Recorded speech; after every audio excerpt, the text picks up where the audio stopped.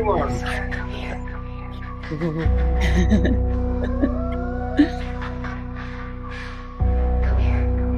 That time of the year, I see.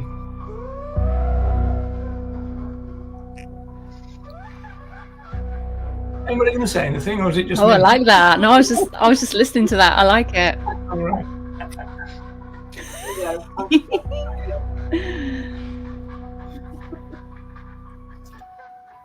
So, Corey, I was rehearsing a joke to introduce you by saying, I hope people are familiar with our guest. And Wendy and Nellie didn't get it, so I thought I might as well not do it then. You will get it when my book comes out. I have a whole chapter on familiars. Oh, really? It's to do, I think I remember Corey talking about this before, actually, the familiars. Yeah, I do now. I just didn't click straight off, but yeah. Right, when everyone, so Corey Lee Wrenn, folks. Hey! And Mika. And we got a little fantail. I don't know if you can see fantail. She's here somewhere. There she is, in the background. Turn this ridiculous music down. Okay. Everybody's getting into the music and not concentrating on the show. Yeah. So welcome, Corey and Mika. Glad to be here. And the famous washing machine, which I was thinking about that. I had to stop on here. Featured on every Zoom session ever, I think. So. I put a little ghost in there or something. I'm on it next year. So, do you know who was first, Wendy? Philip. Oh, Philip! Hey there, from New York. From New York. So Philip was first, closely followed by the ape. So welcome, Jeremy. Favorite little ape. Yeah. Hey, Jeremy. And Kate. And Kate, hello. Linda from the Emerald. Oh, hey, Linda. Yeah. Samuel. Caroline. Oh, Samuel. Yes, Samuel from yesterday from the book club. Good to see you, Samuel. Deb.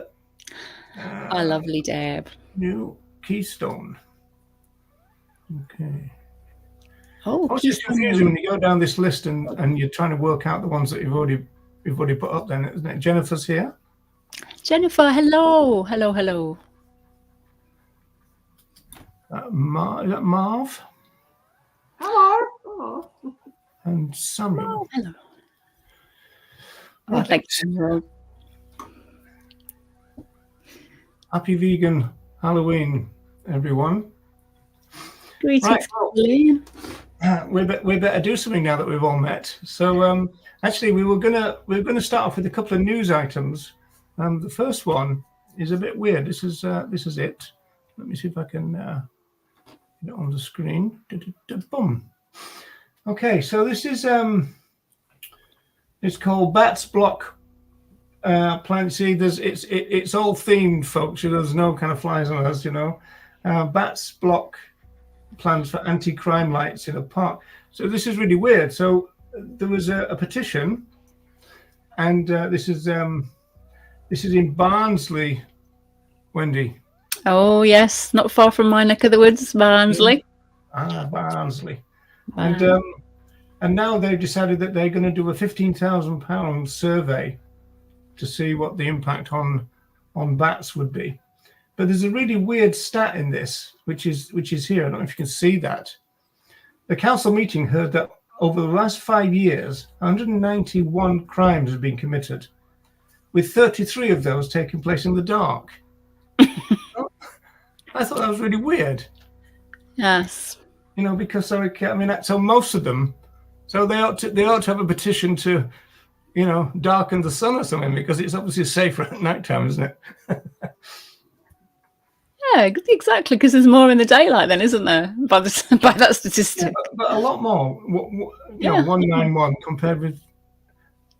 Yeah, so I thought that was really weird. So it looks like a nice place, but you could really see that it'd be a bit spooky at night time. So you can see why they would probably want lights.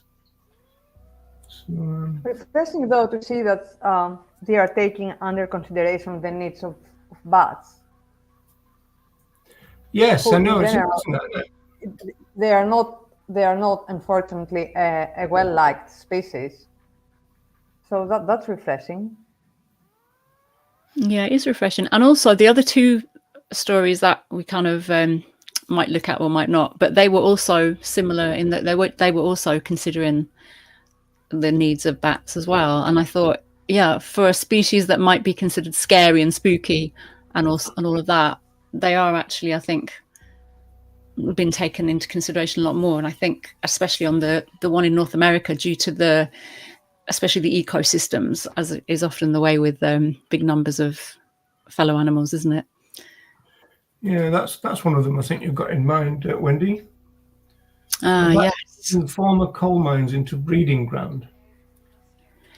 What's interesting on this one actually is that the bats are kind of taking advantage of these spaces that have obviously been freed up due to the closure of the mines in spaces that are quite unusual. They're saying these are unusual spaces for them to do their swarming when they're looking for partners, because it's much more open ground, whereas they used to being like in woodlands and things like that. So I just thought, it's lovely to see how the bats are adapting and using structures that have been kind of, so-called human-made or whatever, and yeah, making the most of them. So I love that. Indeed, and it does say all that about the fact that they're normally around trees, but this is where they are apparently. So it's that looks like the mine has kind of caved in or been allowed to cave in, doesn't it? So I don't know whether that's what happens when mines, because you got to maintain them all the time, haven't you? So if you close one down, presumably, unless the deal is that you've got to maintain them into their retirement or something. I don't know much about mines. You should, Wendy, being a Yorkshire person. Hey, they were mostly all shut by the time I was flipping born. and then old Maggie, she did her best to shut everything else, all this, all the other industry that was going on. So yeah, I didn't see many of the mines. Didn't go out and pet myself. On what you were saying, Nella, this person's saying it's great to have. Well, again, it's interesting, this, isn't it? Because they're interested or they're concerned because we talk about protected species, and then in relation to the kind of social status of bats, that's interesting in the sense that most people think of bats as being quite cute, but also there's this social fear as well, isn't there? So you get a kind of double-edged sword with bats for some reason. Well, since we are on the bat topic, I have a question for Corey. Okay. Halloween since today's topic is vegan Halloween and your article on that. There is a certain imagery associated with Halloween, and that includes certain species like the bats, spiders, black cats. And I was wondering if by continuing to use this imagery, we contribute to the further demonization of these individuals who are seen as having something to do with the occult or with the evil, with the dark, the world of the dead, and things that general during the rest of the year people do not want to think about or face or engage with. So I'm wondering if by using this imagery again and again, or even by wearing things like the hat I'm wearing, we're perpetuating certain stereotypes, ideas. For example, as the stereotype of Waits being an evil person that can do bad stuff to you and wears pointy hats and usually is accompanied by a black cat. Or do you think that we are beyond that stage and this is just play for most people? Well, that's a very clever question, by the way. So it hits on two things that I can speak to. First, being a sociologist, and Roger can speak to this as well, is that indeed, when we're talking about these social constructions, these culturally embedded meanings, it is just kind of not real in a way because it's culturally created, but in participating in that culture, we do make it real, lending weight to it. On the other hand, when we're looking at the history of, well, the modern witchcraft movement, which really begins out of the decriminalization of witchcraft in England in 1951, I think it was. And when it moved over into the United States and was really taken up by the feminist movement, a big aim of that, the feminist witchcraft sort of subculture, if you will, or movement, I even argue that it might be considered a social movement because they are actually interested in social change, was to reclaim. It's actually one of the major covens in the San Francisco Bay Area, which is really a hotbed of the witchcraft revival movement in the United States. It was called the Reclaiming. And the whole idea was, let's reclaim these terrible, terrible stereotypes and images about women, because it's deeply misogynistic, right? So it was going right to the heart of one of the most misogynistic tropes in really the history of patriarchy, and it represents, of course, this horrific systematic act of violence against women as well. Many, many millions of people were killed during the many centuries of witchcraft persecution. So that was one of the aims of this, when the feminists took a hold of it, was what is feminism? Pushing back on this myth, these myths that patriarchy have taught us and that we keep alive through our cultural kind of engagement with it, and saying, all right, what if we actually reclaimed it and twisted it around instead of saying this is a negative, evil thing, and actually this is an amazing nature-based, very historical aspect of feminine power. So that's the historical kind of attempt there. They're trying to reclaim it. When we're talking about non-human animals, I think that we'd have to be very careful as well because they're not actually able to reclaim for themselves. Right? We would be doing it for them. So there's a fine line, I think, between saying that these creepy crawly animals of the night and that represent the other world or the underworld, darkness and the unknown, danger. There's a bit of a danger in that, in recreating those stereotypes. But on the other hand, we could flip that and say these are really awesome and amazing parts of the natural world that perhaps we should celebrate. And these are long histories that go back beyond when Christianity really added this level of humanism. Deeply embedded in the folk history of many parts of the world. And that wasn't necessarily seen as evil or bad or scary. It was just part of like recognizing that death is a part of life, that negativity can be a part of life, that there's darkness as well as light. I think that I would side with the feminist witches and say that we should try to reclaim. And the last bit I will put there, this just goes to show how serious it is. It's kind of a two-part story, actually.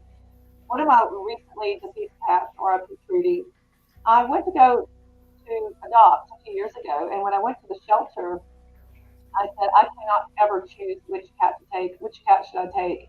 Just based on, who just needs a home.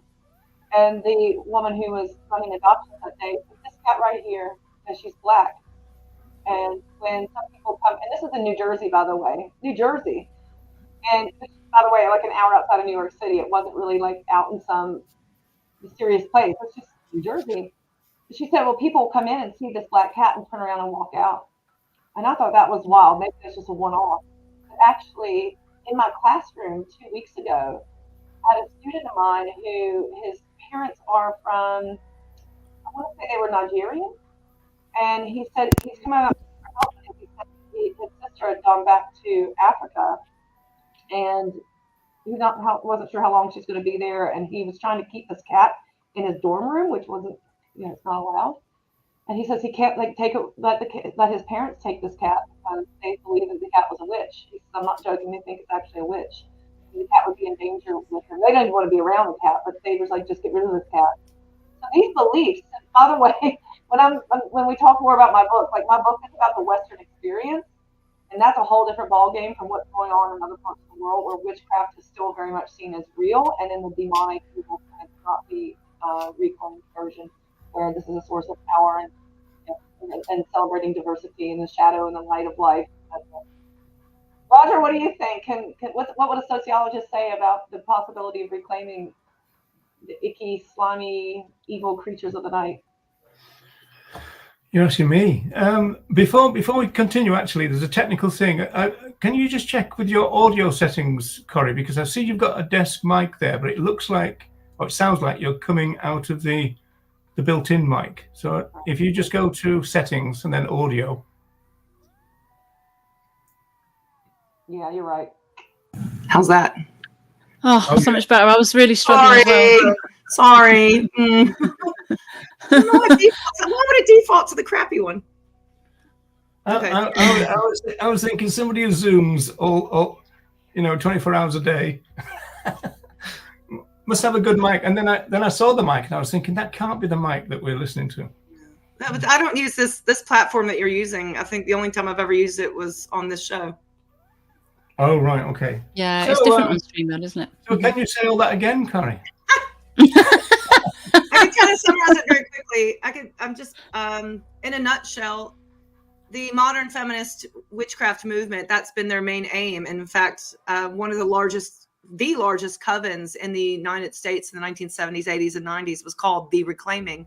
The idea being that one of the most misogynistic tropes, being the witch, is this evil kind of debasement of women, but also, of course, that was millions of people died in the witchcraft years of persecution for many centuries. And so the feminist movement said, actually, instead of this being a point to run away from, that this is a terrible kind of thing about women, instead, let's dive into it and say that this is actually a source of power for women. And patriarchy has been trying to tell us for many hundreds of years that being in tune with nature, being in tune with other animals, feeling a sense of self-efficacy, all of that is something to be suppressed. It's evil. So the feminist movement has actually said, no, let's reclaim this witchcraft persona, or even call it a spirituality.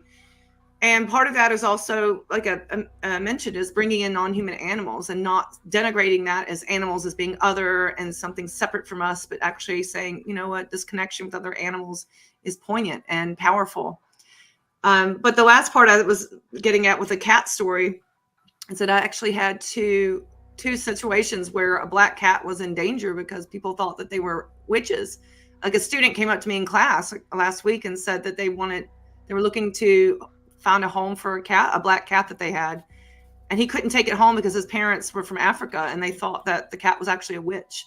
And he wasn't even joking. It's still, people very much so believe these historic stereotypes, prejudices that are oftentimes really inflamed by Christianity, patriarchy. Mm-hmm. What is this relationship between women and other animals? But it's a sense of alliance. So speciesism works just like racism, classism, and sexism to divide people and put us against each other, instead of recognizing this communal kind of life we have on earth and seeing that as a sense of empowerment, solidarity, resistance, resilience. So I think sociologically it is important to try to reclaim, and it's a major undercurrent of the modern feminist witchcraft movement for sure. But what I was asking you, Roger, is, as a sociologist, what we know about social constructions is that they're real when we put the power into them. And so what happens, is it possible then to not erase the fact that there's a long history in folk culture about the creepy crawly animals, black cats, and all those types of things that represent the underworld or the shadow aspect of life? Is it possible to maintain that and bring it as a positive? Because it's a little bit different with non-human animals. They can't reclaim for themselves. We're doing the reclaiming for them, aren't we? Yeah, well, I think it's just a general.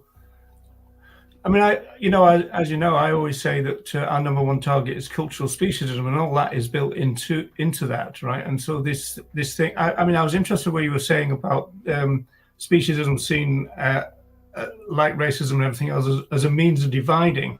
There's actually a lot of people say that all species are speciesist, and so the fact is that means that speciesism should unite humanity in the kind of furtherance of our species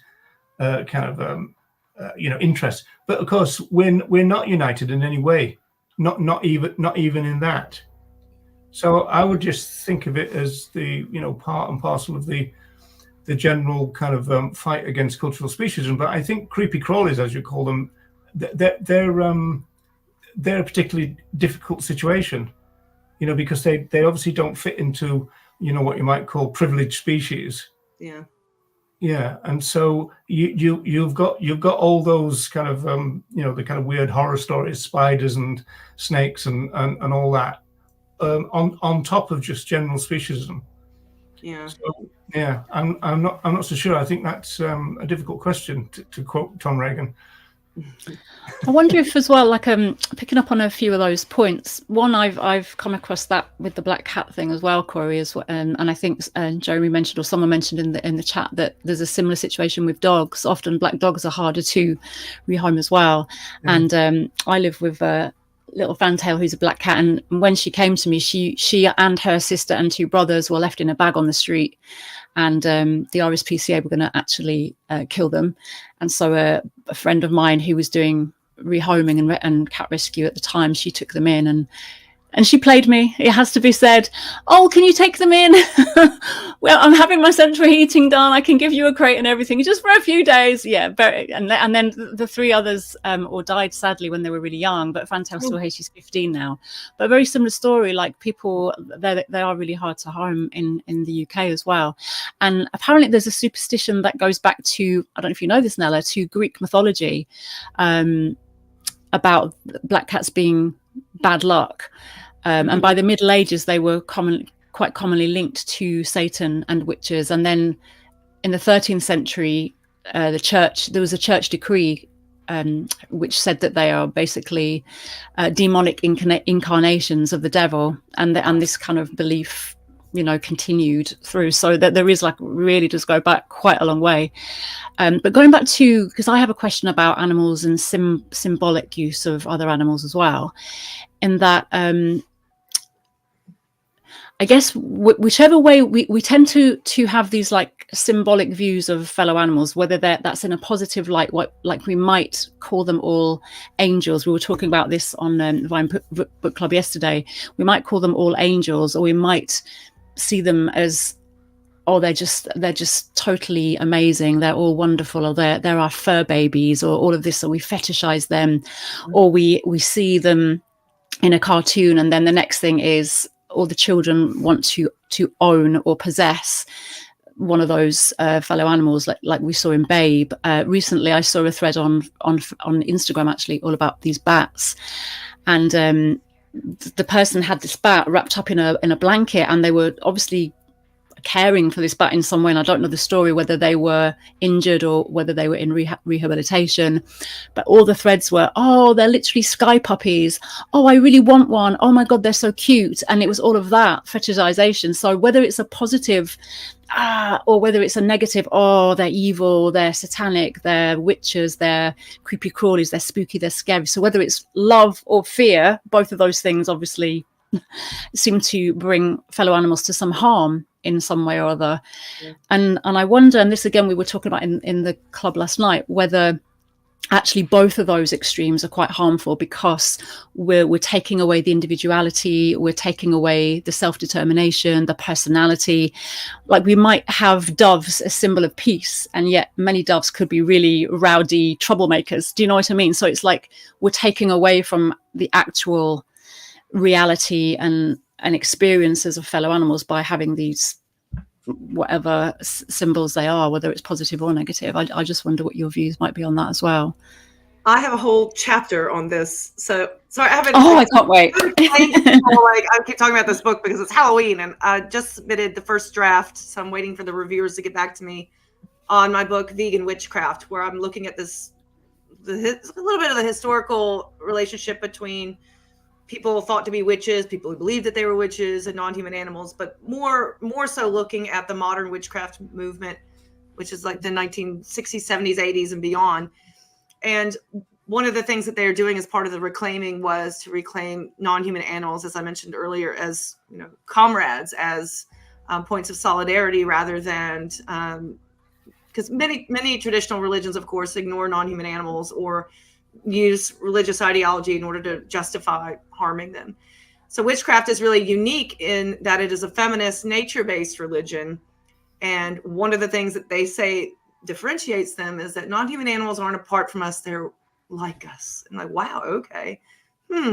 So part of my book was I was exploring, like looking into some of the foundational theological books on witchcraft from the mid 20th century, and then some from today as well, and seeing how do they actually frame this relationship with other animals. And actually, Wendy, what I'm starting to see is, okay, it's the other extreme. So maybe they're not saying, well, God said animals are here for us to kill and eat and enjoy. Now they're saying, well, animals are spirit animals, are power animals. And so what you can do is you can pick up books on witchcraft, and sometimes they'll just be dictionaries or reference books of just every species. And this is what they call familiars. Familiars being your familiar spirit. By the way, it's unclear it's based on people's witchcraft is very individualistic, and there is no kind of agreed upon understanding of what it entails and what you should believe. So when we talk about familiars in witchcraft, it could mean literally a physical animal. It's like one living free or one living in your house. It could mean one that's psychological, that's you've created in your mind. It could be a spiritual one. It could be some animals in your dreams. But however they see them, they tend to very much so reduce them into these stereotypes, and almost always like, wow, here's like you said, was it doves, like symbols of peace, but also they can be little jerks sometimes. So in witchcraft, that's what they do as well. They just take, here's a big list of different animals, and obviously all the traits that they assign to animals are human created. And the other interesting thing that I was seeing was it was all the charismatic megafauna. Very few, tonight's keyword is the creepy crawlies. Those weren't there, even though they're major parts of our everyday life. And they are major parts historically of folklore and important to ecosystems. It's the owls, the wolves, the cats, the cougars, all that kind of stuff. And the other thing I saw that was quite absent in reviews of familiars in witchcraft was animals that we really don't see, because we eat them and objectify them. So you might see dolphins, but you won't see cows. And if you do see cows or chickens or pigs, oftentimes, again, the characteristics that will be attributed to them is human serving and human defined. So they'll oftentimes be symbols of fertility. So fertility for their sake or fertility for our sake? Well, we're looking at cows, for instance. Well, we want them to be fertile and produce lots of babies and lots of milk.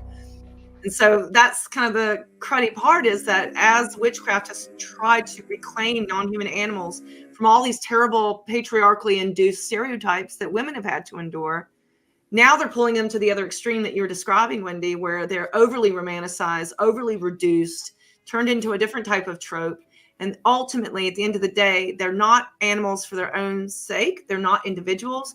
They are being cataloged as tools, resources for the human practitioner. So just as problematic in my well, not just as, I mean, it's at least it's positive, but it's still problematic. Yeah. We had an early question about commodification, going back to the bats. If I can find it, about whether we talk about that the coal mines, about whether the guano would be a commercial viable thing. I would think you'd have to probably have a colony of bats for several years before you'd get into that kind of situation. Now let me just bring this up. I got a couple of questions from your article, and also there's really interesting linked thing. Where is it? There. Because I think you mentioned Starhawk, don't you, in the article? Ecofeminist witch, is that right? Starhawk. Yeah. So I was really interested in what you said about ancestors. I thought that was a really kind of interesting point. I don't know whether you want to kind of go through that, but it's really, really interesting. And then retaliation spell work kind of got my interest as well. So you'd like to tackle those two questions? Okay, let's start with Starhawk. So first off, I must give a bit of a disclaimer. Starhawk, I have a very love-hate relationship with her. So Starhawk is considered like the preeminent feminist witch. She's the one who started the Reclaiming Coven that I mentioned earlier. She's a Jewish American woman from San Francisco Bay Area. I think she's lesbian identified and a real earth mama. She's not only really known for leading the witchcraft revival in the United States, but also she's a permaculturist. So really deep into like the eco-feminist stuff. However, she's one of the only leading witches through my research who's just really animately against veganism, vegetarianism. So you got to keep that in mind. She doesn't understand the connection. I think she's very resistant to it. And it's really, really silly in a lot of ways. But anyway, so one of the things that she does in the Reclaiming, and we just missed it. And if anybody is interested, she does it online now because she's getting quite older. They live stream it. But once a year around this time, around Samhain time, they do this ancestor remembrance ritual. And basically, it's a way to honor the dead, because really the Samhain is a death festival. And one of the things I think a lot of people aren't aware of is that Samhain, Samhain, by the way, is just the Irish word for Halloween, but really Samhain translates to November. So it's a transition to November. But it's part of this agricultural wheel of the year. And that's what witchcraft and paganism goes by. Instead of like Christian determined dates, it's like, well, where's the sun? Where are we in relationship to the sun and to the moon? So we're looking at the wheel of the year. It tends to be quite seasonal. So Samhain is considered the third festival. The first one is Lammas or Lunasa, which is in the beginning of August, and that's when the grains are harvested. And then the second one is autumn equinox time, and that's the time that they're harvesting fruits, some root vegetables, nuts, things like that. The third harvest season, Samhain, this is where we're approaching winter time. That's when you start to see the harvesting of living beings. So culling the herds out, killing animals they need to get through the rest of the winter time. Making sure that there's not extra mouths to feed. It's really gruesome stuff. So it really is a festival of death. And of course, Christianity would come and put All Saints Day on the next day after that to try to Christianize it, right? But I thought that was very interesting as far as veganizing Halloween. So when I lead a Samhain ritual with my friends, that's what I give that speech at the beginning. And like, let's be honest, this is a death festival. It's based on hundreds, if not thousands of years of horrible slaughtering of animals, sacrificial killing of animals. It's animal sacrifice night. And so I think it's very important for us to acknowledge that history, that legacy of violence. So for instance, Stonehenge, very famously, Stonehenge was not a place for summer solstice. That was a place for winter solstice. And they would march animals, pigs mainly, from all over the British Isles, or the mainland Britain anyway, march them from all over down to Stonehenge and have a mass slaughter for major feast that evening. And so when I went to Stonehenge, and a lot of people go, "Ooh, cool." And I'm sitting there thinking, like, this is a place of mass sacrifice. It's a place for mourning and a place for remembrance. And that's also what Samhain is. It's a night to remember all the animals who have been killed by humans. Witches don't tend to see that in that way. They tend to romanticize the old sacrificial days of the ancestors. And of course, we've now made it even more anthropocentric by erasing that heritage of killing animals and focusing on human ancestors. So when we think of the veil being the thinnest, we're not thinking about communicating with non-human animals. We're thinking about, oh, my dad who passed away, or my great-great-grandma from, the 1800s. So it's really been sort of honed in on the individual, in on the human, and losing sight of that. So what I argue, and we're veganizing Samhain, is to say, well, let's honor that legacy. Well, honor it in that let's remember, because you bring back to life those through your memory and through the honoring of that of their lives. But also, can we push back that anthropocentrism even further by recognizing we as animals, the further we go back beyond great-great-grandma in the 1800s, back and back and back and back and back, more and more generations, eventually we're not humans anymore. We're something other than human. We're apes of some kind of variation, and the further you go back, we're into different types of species, right? So even if we can get big scale about honoring our ancestors, we have non-human animals in our species heritage. So that's what I'm thinking with Halloween, is thinking about it not just as a personal, which is important. I think for everyone, psychologically, it's important to take time to remember those who've lost in your life. But as vegans, also to acknowledge that this historically was a very violent day. And I'm not talking that long ago, because the agricultural practice of these festivals in some ways still continues. But it really wasn't until we entered into the Industrial Revolution and that agrarian way of life started to be eroded that became less about mass slaughter. And now it's about jack-o'-lanterns and things like that and candy. So that's where I wanted us to think about with Samhain, is it's more than just humans in our family that we've lost, and thinking about ancestor remembrance. And the other bit on, are we ready for the second part? Or do you want any comments on that? Yeah, I'd like to comment on that actually, Yeah, because it's a little bit like, when you you see documentaries about the universe or galaxies and this kind of stuff, and you're saying back and back and back. You tend to think how small we are in the grand scheme of things, and that's what I've felt with this bit of the article, in the sense that I was thinking, well, where do we go? And you were saying, normally you think of grandparents, but then what's beyond that, and so on. So looking at it that way, it would kind of encourage humility, wouldn't it? Which should be a good thing for humans, let's face it. Yeah. Yes, definitely. And as Jeremy says, am I able to bring that one up? Oh yeah. Technically we're great apes, but I like to leave the great part out, as I think we already have an inflated view of our species. Yeah. Oh yeah, I'm with you there, Jeremy. But are you about to mention is the next part of that, Corey, the next day? Is that what you're going on to? Or are you going on something different? I was going to talk about the how did I frame it, about the retribution spells, or? Yeah. Oh no, right. Can I ask you about the next? If in case you're not going to mention this, what I love about that section, so following the honouring of the ancestors and the remembering of the day of violence on Halloween itself, you mention in your blog, the article here, that the next day is coincidentally, or not, who knows, World Vegan Day, which then you talk about, perhaps as vegans we can celebrate this as a promise of life following the death, and more of a multi-species society beyond speciesism. And I absolutely love that. I love that contrast of honoring the dead and the ancestors and then celebrating the life, like those two dates. I think that's absolutely brilliant. So yeah, love it. That's a big part of witchcraft and paganism, is to honor the dualities of life, that it's not all light, happy sunshine. This is a reality of life on earth, is that death must happen in order for life to continue.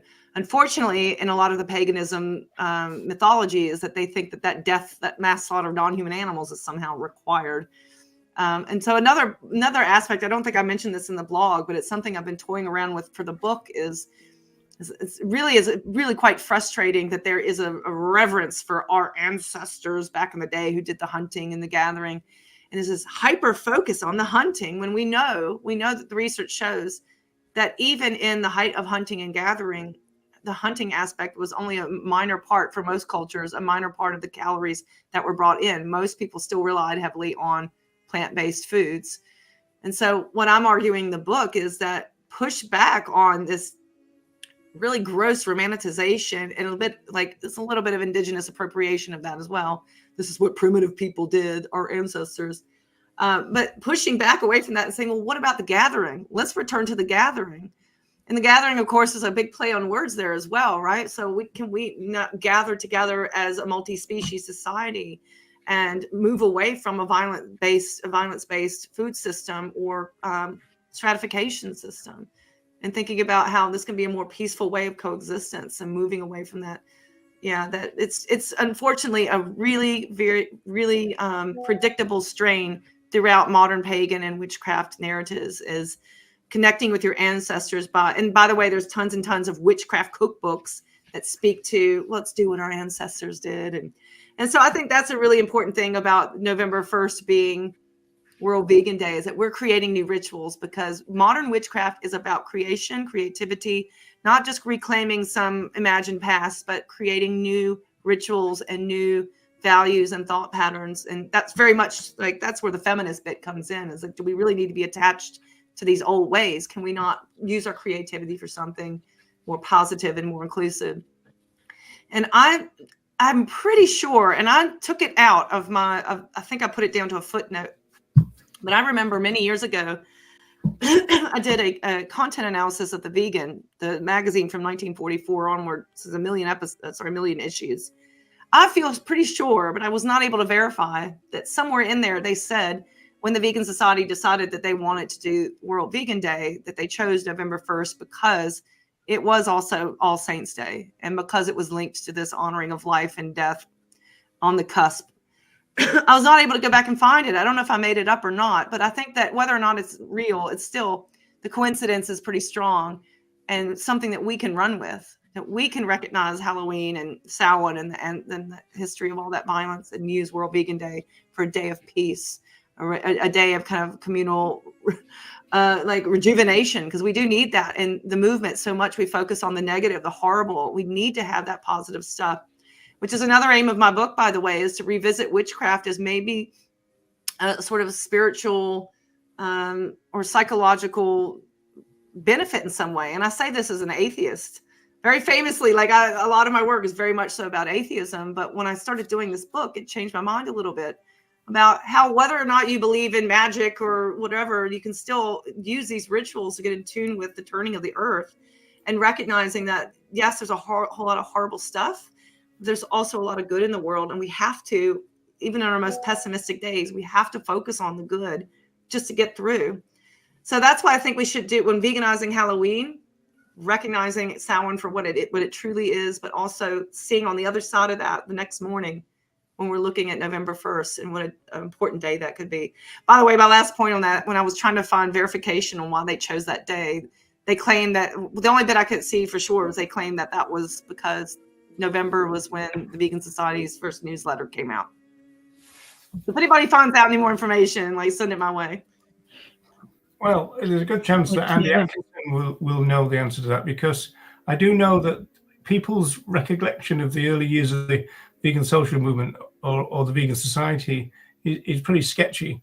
You know, like, for example, there's an account by Elsie Strigley, which other people say is wrong, you know, and this kind of stuff. And then there's all that kind of debate about who coined the word and all the rest of it. And so I think that people's kind of memories of those early days, and I think that goes back to the fact that they didn't, of course, expect to be running a social movement. They just wanted a non-dairy section of the vegetarians. And so they were taken by surprise, really, that they suddenly had a social movement on their hands, you know, which is pretty interesting. Do you want to? I don't know whether you want what we said about the hunters-gatherers. Oh, Nelly, you've gone really quiet as well now. I don't know. Can everyone? It might just be me, but we just check. Can you? I can hear you. It's just quite quiet, a bit like how Corey was. But that might just be me and my silly headphones, because I think I need new ones. What about now? Is it any better? Seems okay. I think so. Yeah. Delay now, I think. Okay. I was going to mention the article I shared with you, Wendy and Roger, the other day, and it was very much about the hunters, Corey, and this was from a feminist, blog, and it was a celebratory piece, because apparently there is some kind of research that shows that back then, when humans were starting to hunt, women, according to this article, were hunters too, and the whole thing was celebration of the fact. So it was kind of strange. Not only they didn't, value the whole gatherers thing, but it seems that there is some kind of obsession to prove that women were good hunters too. And this is the last thing I would expect from feminist cycles to alter history in order to make to attribute to women characteristics usually linked to men. What do you think about it as a feminist approach? Well, I've seen quite a lot of that in my research as well. And so I on one hand, I think it's a very important critique of especially when we're getting into these eco-feminist theories about what women and men did, because the whole gender essentialism and the gender binary, like we're in a different century now, and that's definitely, it needs to be critiqued, right? Because even further back in time we don't have evidence about gender, we don't have clear evidence about gender anyway, right? So it's all a bit of a kind of murky past, and we kind of impart our norms onto that past to make sense of it. So I totally respect that we're pushing back on these binary ways of thinking, and as far as social stratification and social roles, that's fine. But what I know is happening is that this is women recognizing that power is domination over other animals, and we want to get in on that to prove that we too are human, like men, and harming other animals. So there's a book that I'm in the middle of. It's about that thick, and it's called The Great Cosmic Mother or something like that. But it was one of those very first feminist spirituality books that came out of like the 70s or the 80s. And what they do is they go back through all of archaeology, because historically archaeology was conducted by men, interpreted by men, written about by men for male audiences. And when women read that, they were basically getting the message that, well, what do you know? Lo and behold, for the past billion trillion years, women have been inconsequential to human history and social development. And so there's this big movement in the 1970s and 80s for women to go back and look at that evidence again and say, well, hold on a minute. It seems like you're doing a spin on this. Women actually are very much so involved in a lot of these important cultural innovations. And unfortunately, what I'm seeing is that one of those is they're trying to make claims to not just hunting, but domestication, which I think is even creepier, because I don't think that there's any clearer of an explanation for domestication but patriarchy. The idea that I can control another body, control another reproductive system, property is assigned to that, lineage is assigned to that, and that's really when we start to see women's status decline, is when we start to control their bodies and reproductive systems, and we become stationary, and then having private property becomes a thing, and having to care about lineage to pass on that property becomes a thing. And this concept of, well, women had a much higher, or people who could have babies had a much higher social status because it was a magical thing, and they didn't quite understand how it happened. But by the time you have domestication, we're starting to get more cumulative knowledge. Now we understand how babies are made. And so the magical power of people who could make babies is now starting to be reduced. And so I think that's a bit cringy when I see feminist scholars trying to lay claim. And actually one of the really gruesome things that they say is, because of women's cultural connection to other animals and their maternal caring, they're able to more easily manipulate non-human animals, and then, transform society through the exploitation of animals in all these amazing ways. And I think that's something that we don't really want to reclaim. And I think that's very much so women responding to patriarchal norms and being swayed by patriarchal myths and thinking, I'm going to strategize with patriarchy in order to gain some power and recognition. And I think that is absolutely what we don't want to be doing. What we need to be doing is recognizing us as human beings who are social animals who don't need to eat meat, and we damn don't need to be drinking breast milk from other species, recognizing that our connection to other animals, the further back we go, the more egalitarian it goes. And that's where we want to go, regardless of gender, instead of trying to claim power and oppression as something that, we should get credit for. Gross. That's what I think about it. Hear. Yeah, absolutely. Now, we're coming up to about 10 minutes left. Now, Wendy, you want to talk about the conference and that? Do you want to do that now, or should we? How do you want to work it?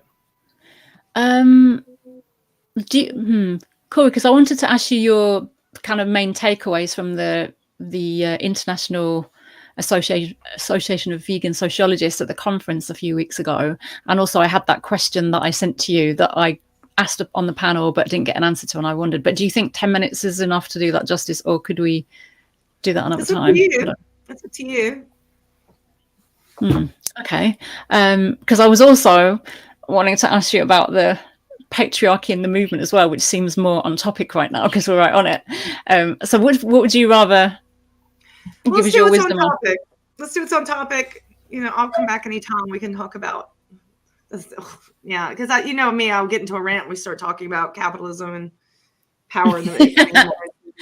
Right. Okay. So we'll bring you back to do that one. Excellent. So yeah, so okay, so going into the movement, because actually we were talking about this like Nellie, Roger and I were talking about this a long time ago, and we were going to get you on a long time ago to talk about this, and we never managed to do it. But is with this whole kind of patriarchal paradigm that we're talking about, obviously we see that a lot in the movement as well. How do you think we can start to, because we talk about it a lot and it seems sometimes it feels like we're just not getting anywhere. How do you think we can maybe start to dismantle the bro club that seems to be the movement sometimes, that, you know, the patriarchal norms in the movement, the even to the point of women in a similar way to what you just said, like women jumping on or being persuaded by patriarchal myths or whatever, and that we see a lot of women commodifying their own bodies to speak up for the cause. And I see this all the time, even locally in my own activism groups and stuff, and at the Animal Rights March. Roger, you were at the Animal Rights March as well, and we'd noticed women walking around in their underwear and things like that. And obviously women will say they feel empowered doing this and it's their own bodies and things, but also just men being platformed, men being hero worshipped, you know, the elevating actions that might be considered more male. Again, that maybe is going into essentialism, gender essentialism. I don't know what your view on that is, but yeah, just all of that kind of thing. What's your views? please do rant, and Deb's encouraging you to rant on as well. So and Carolyn's adding men silencing women. Yes. Yeah. Well, Carolyn, quick answer to that last one is, when you see women be silenced, you just very politely say, "I'm sorry, she was saying something. Can we let her finish? You spoke over her." You can do it in a polite way, because a lot of times people don't realize they're doing it, you know. But for the bigger question, I think the best thing that we can do is keep talking about it. And that's one of the wonderful things about having these grassroots projects. And now we have a democratic access to the public space. We have YouTube, we have Facebook, we can enter the space where we would have been ignored otherwise. So that's great. Because indeed, when we see the professionalized animal rights movement, and of course I have to talk about it, it's patriarchal by design, it's hierarchical, it's classist, it tends to be favors white people. So we have to be mindful that when we see a professionalized structure, it's going to invite the higher up you go, the more men are going to be in charge. But also, you said very importantly, women also tend to support that hierarchical gendered structure. That's where it gets really tricky, I think. The importance then being writing about it, speaking about it, organizing events about it, and making sure that the conversation is still going somewhere. We're very fortunate, and it's kind of creepy, but we're very fortunate to have Time's Up and the Me Too movement to come through and then kind of shake the edges of the movement a little bit and make some space for people to talk about things that they wouldn't before. Because in 2013, when I started the Vegan Feminist Network, we would give platform to people who had been experienced really like shitty stuff, like sexism or sexual assault. And it would be considered gossip. It would be considered something to ignore, not to take seriously. But now that we have the mainstream feminist movements are making more space, that's great. So we need to keep filling up that space with this feminist critique. Now that we have what the folks in the 1980s and 90s didn't have, when they were typing up stuff in their home office and printing it out, spending hundreds of dollars to mail out newsletters, we don't have to do that anymore. We've got the internet. We can do this. We have these big conferences now that we can participate in. And the reason I think that is important is because, and this is probably okay. I last week was watching on Channel 4, it's like called The Secrets of Playboy or something. It was like a 8-episode series about women across the decades who had been part of the Playboy magazine mansion sort of system, and women who they themselves willingly, some of them of course were coerced, some of them were coming from serious child abuse, some of them were drug addicted, but a lot of them were just willingly coming in because this is what women were supposed to do. This is what, if you're young and you look good, go to the Playboy mansion, get on the magazine. And a lot of those women in the documentary were interviewed and they were asked about, well, what was it like then when the feminists were pushing back? And they said, I didn't get it. I didn't understand. It's my body, my choice. I looked good. Hugh Hefner was just honoring the female form.